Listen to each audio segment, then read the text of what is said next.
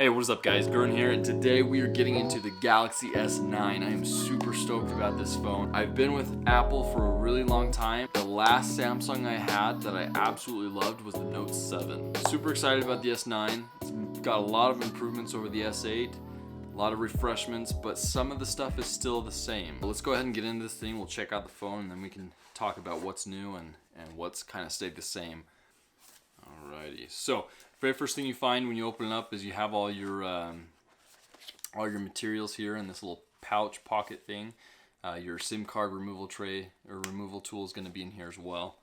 Next thing you come across here is the phone.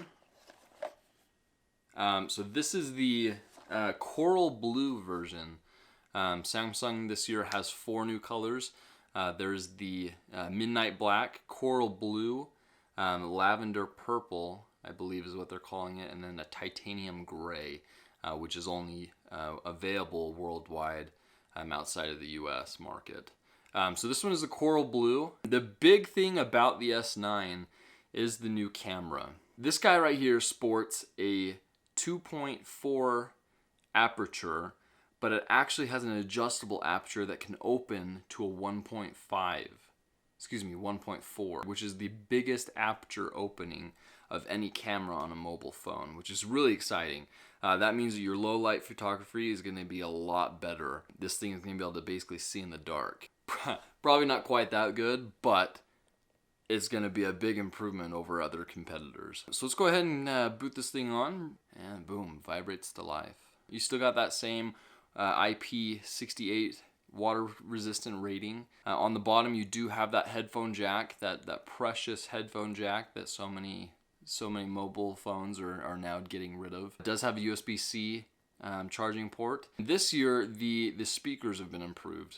The S9 is now sporting a stereo speaker system with improved sound coming out of the earpiece. Now AKG has done a lot of work on making the sound quality and experience coming out of the S9 a big improvement over the S8 from last year. And actually this thing has received a rating of Dolby Atmos, which means the sound quality and experience coming from just the device alone is going to be pretty impressive over other competitors. Now the screen on the S9 is going to be what really sets this apart from other phones. It does sport a 1440p resolution, which can be adjusted down to I think as far as a 720p or even lower to conserve battery. Wow, I gotta say the screen on this thing is beautiful. Video on this thing is gonna look fantastic.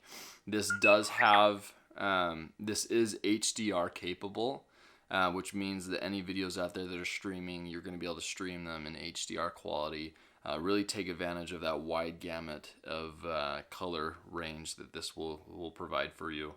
One thing that hasn't changed for sure on the S9 is that Bixby button. You still got that dedicated button over there to take you to Samsung's smart assistant Bixby. For better or for worse, it's there. It's not going anywhere. Might as well get used to it. You do have the functionality and the ability to turn that off so that it's just a dummy button.